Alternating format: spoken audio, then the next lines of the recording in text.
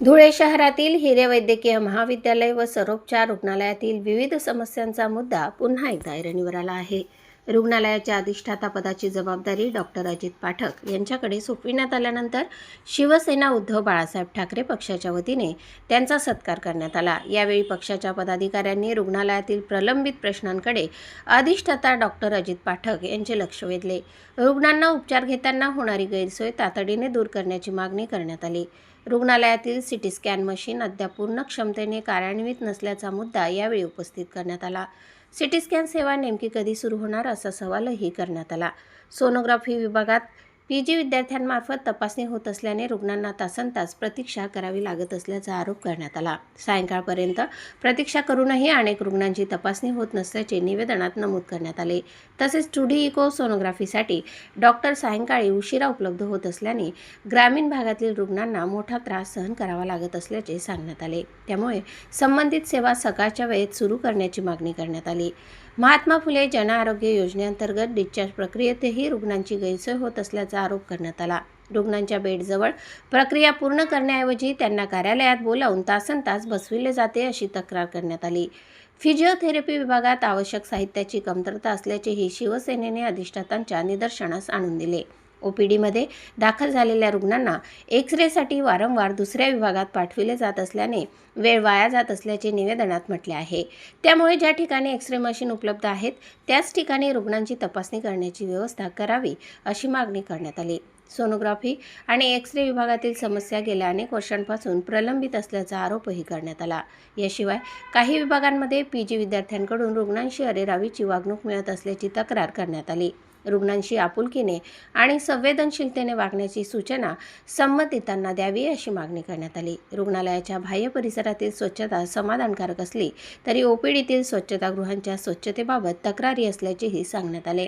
या सर्व समस्यांवर तातडीने उपाययोजना करून रुग्णांची होणारी हेळसांड थांबवावी अशी मागणी शिवसेना उद्धव बाळासाहेब ठाकरेच्या वतीने करण्यात आली. याशिवाय यावेळी अधिष्ठाता डॉक्टर अजित पाठक यांनी निवेदनातील सूचनांचे स्वागत केले. रुग्णालयातील विविध समस्या सोडविण्यासाठी उपाययोजना सुरू असल्याचे त्यांनी सांगितले. तसेच येत्या काळात या समस्या निश्चितच सोडविल्या जातील असेही आश्वासन त्यांनी दिले.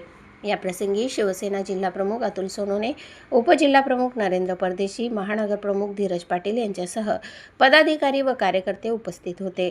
प्रतिनिधी अजिम शेखसह स्वराज्य न्यूज धुळे.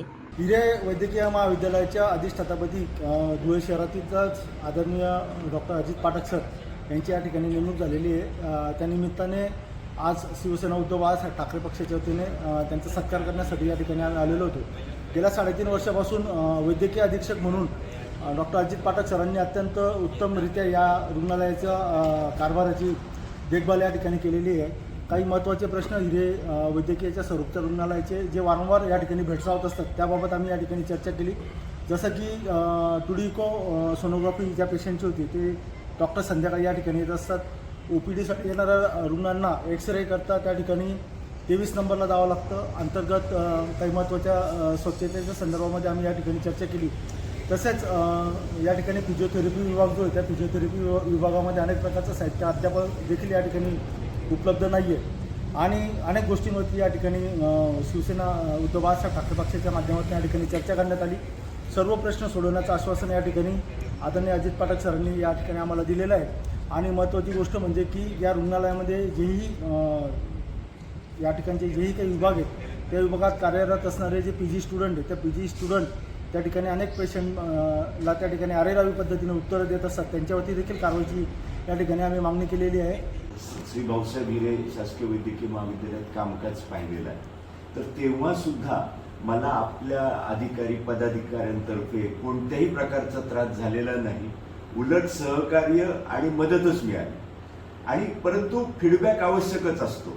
ज्या काही त्रुटी आहेत त्या आम्हालाही माहिती आहेत.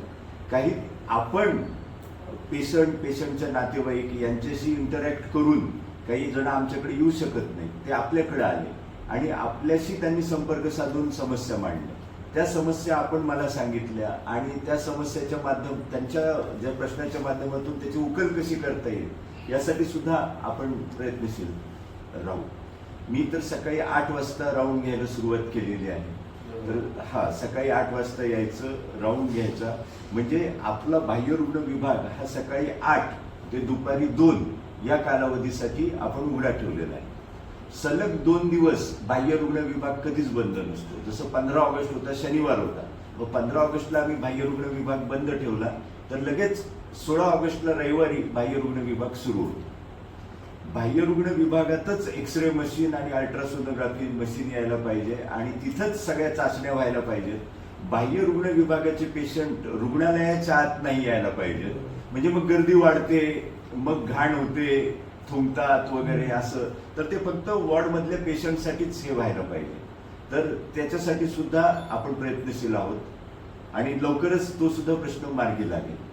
स्वच्छतेच्या बाबतीत आता आपण रोज सकाळी 8 वाजता राऊंड घेणार, तर ते मग ती स्वच्छता, बाह्य स्वच्छता आणि अंतर्गत स्वच्छता तेही होईल. आपण 4 ऑगस्ट पासूनच इथल्या लिफ्ट सुरू करून टाकलेल्या.